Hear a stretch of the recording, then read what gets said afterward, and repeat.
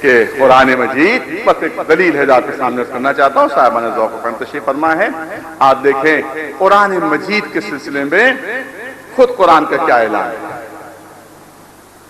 کہ لا غضب ولا یابس الا فی کتاب مبین. کائنات کا ہر خشک و تر اس کتاب مبین میں موجود ہے.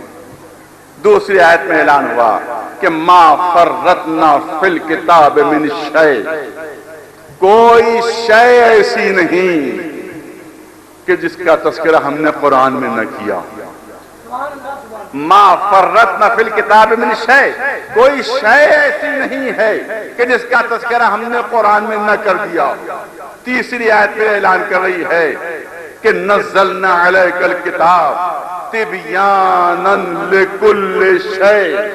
اے رسول ہم نے آپ پر جو یہ کتاب نازل کی ہے اس میں ہر شے کا کھلا کھلا بیان موجود ہے. توجہ رہے. اس کا مطلب ہے کہ قرآن مجید وہ کتاب کہ جس میں کائنات کا ہر علم موجود. اور یہ میری طرف سے نہیں کہا جا رہا ہے, خود قرآن کی طرف سے اعلان ہو رہا ہے اور خود قرآن مجید کا دعویٰ ہے کہ کائنات کی ہر شے موجود ہے. کائنات کی ہر شے کا تذکرہ موجود ہے. کائنات کا ہر علم قرآن میں موجود. تو ایک صاحب کے سلسلے میں مجھے معلوم ہوا, یہ اطلاع ملی کہ وہ حافظ کل قرآن ہے. میں ان کی خدمت میں پہنچا اور ان سے کہا کہ کیا آپ پورے قرآن کے حافظ ہیں؟ انہوں نے کہا میں پورے قرآن کا حافظ. میں نے پوچھا کہ کوئی آیت بھولے تو نہیں ہے؟ کہا نہیں, میں کوئی آیت بھولا ہوا نہیں ہوں, پوری آیتیں ابتدا سے لے کر انتہا تک یاد ہیں. تو جب انہی نے اس بات کا اقرار کیا اور اعلان کیا کہ پورے قرآن کے حافظ ہیں, تب میں نے ان سے کہا, اب دیکھیے کل کی تقریر سے بات مربوط ہو رہی ہے, پھر میں نے ان سے کہا کہ جب آپ پورے قرآن کے حافظ ہیں تو مجھے اتنا بتا دیجئے کہ زمین سے سورج کا فاصلہ کتنا ہے. میں نے کل کی تقریر سے بات مربوط ہو رہی, پوری توجہ چاہ رہا ہوں, یہ بتائیے کہ زمین سے سورج کا فاصلہ کتنا ہے. انہوں نے گھبرا کر کہا حافظ قرآن ہوں, کوئی سی سائنس کا طالب علم تھوڑی ہوں, کوئی سائنسداں تھوڑی ہوں, سائنس کا طالب علم تھوڑی ہوں, حافظ قرآن ہوں. یہ سوال مجھ سے کیسا؟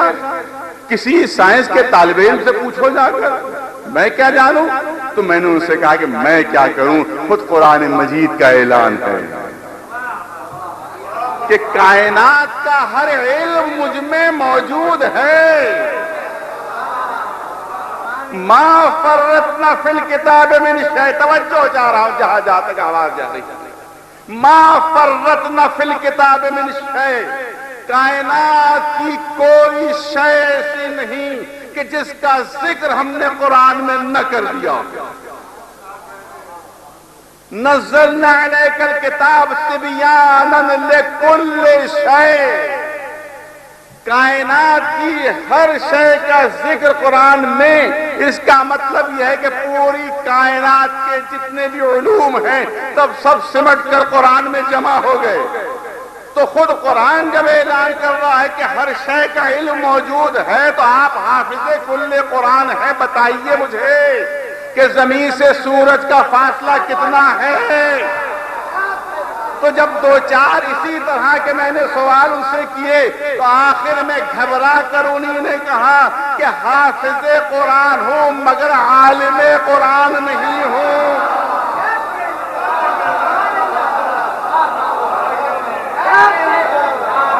دیکھیے اس سے بچوں اور جوانوں کو یہ غلط ہے نہیں ہونا چاہیے. میں دو جملے عرض کر دوں کہ اس سے یہ ہرگز کوئی تصور نہ کرے کہ حفظ قرآن کی کوئی توہین ہے. ہرگز اس سے ذہن میں نہیں آنا چاہیے کہ حفظ قرآن کی معذاللہ کوئی میں توہین کر رہا نہیں. حفظ قرآن کی منزلت, اس کا شرف, اس کا ثواب اپنی جگہ پر ہے. لیکن کہنے کا مطلب یہ ہے کہ حافظ قرآن الگ ہوتا ہے اور عالم قرآن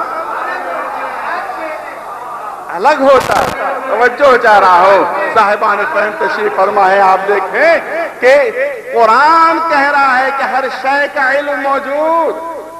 تو عالم قرآن وہی ہو سکتا ہے کہ جس کے پاس ساری کائنات کا علم موجود ہو. وارث قرآن وہی ہو سکتا ہے، معلم قرآن وہی ہو سکتا ہے کہ جس کے پاس پوری کائنات کا علم ہو، کیونکہ قرآن مجید میں ہر علم موجود ہے، ہر شے موجود ہے، ہر شے کا تذکرہ موجود ہے۔ میں جلدی سے بچوں اور جوانوں کے لیے عرض کر دوں، بات کو طول نہیں دینا ہے۔ اس کا مطلب ہے کہ پوری کائنات سمٹ کر قرآن میں جمع ہوئی ہے، پوری کائنات سمٹ کر قرآن میں جمع ہوئی ہے۔ اب میں ہلکا سا اشارہ، میں خود بھی سائنس کا طالب علم نہیں ہوں، لیکن تھوڑا بہت جان پڑھا وہ کرنا چاہتا ہوں کہ کائنات کی وسعتیں، اس یونیورس کی واسٹنس اور اس کی وسعتیں، ہم یہ سمجھتے ہیں کہ سورج بہت دور ہے، نہیں، سورج بہت قریب ہے۔ اس کہکشاں میں، اس گیلیکسی میں جس میں ہم رہتے ہیں، جو گیلیکسی جس میں ہم رہتے ہیں، وہ کہکشاں جس میں ہم رہتے ہیں، اس میں جو سب سے قریبی ستارہ ہے،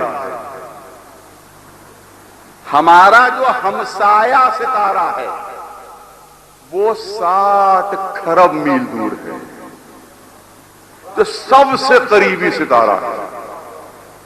توجہ رہے جو بات کرنا چاہتا ہوں، جو سب سے قریب ستارہ ہے وہ 60 کھرب میل دور اس ہماری کہکشاں میں۔ تو جو دور ستارے ہوں گے وہ کتنی دور ہوں گے؟ اور یہ اپنی کہکشاں کی بات ہے، اور جس میں 1 ارب سے زیادہ ستارے موجود ہیں، اور ایسی 50 کروڑ کہکشانیں بھی تک دریافت ہو چکی ہیں۔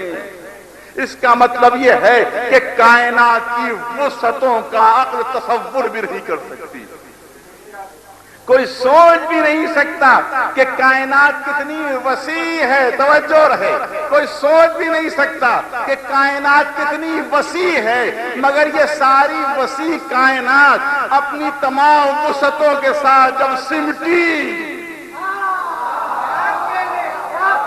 بچوں کا طالب ہوں، جب سمٹی تو قرآن میں آ گئی، اور جب قرآن سمٹا تو سورہ الحمد میں آ گیا، جب سورہ الحمد سمٹا تو بسم اللہ الرحمن الرحیم میں آ گیا، جب بسم اللہ سمٹی تو بائیں بسم اللہ میں آ گئی، اور جب بائیں بسم اللہ سمٹی تو نقطہ تحت با میں، اور مولا نے فرمایا نقطہ تحت البا۔